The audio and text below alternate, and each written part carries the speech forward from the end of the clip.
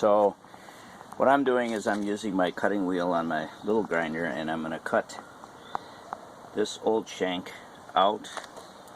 I don't want to use a torch because I don't want to damage the bucket itself. So grind away we are. So is this your new tooth right here? Duh. This is a shank. This is actually what holds the tooth, and it gets pinned down like that. Ah.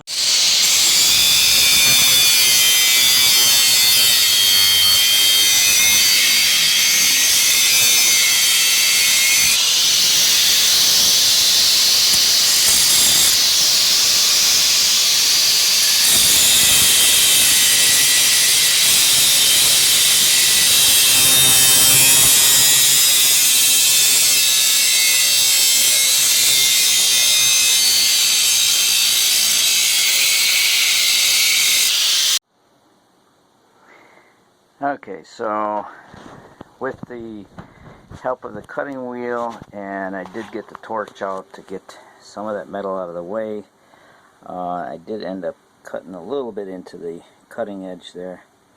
So I'll probably touch it up with the welder and some stainless wire. I did get the old shank off of there.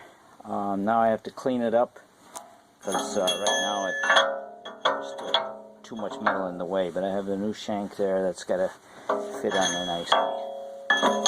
So we'll clean that up with the grinding wheel. Okay, I've cleaned up all the surfaces.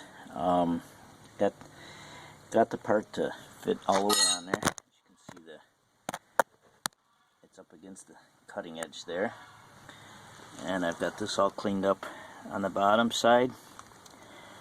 So now all I have to do is fill in some behind there where I cut into it, and then weld this shank back on.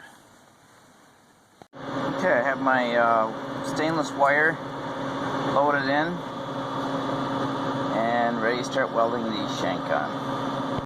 Okay, I've put the new tooth on the shank. I have to run to the dealer and get another pin. They're a couple bucks, and stick that in there to hold the tooth on. But the shank has been replaced.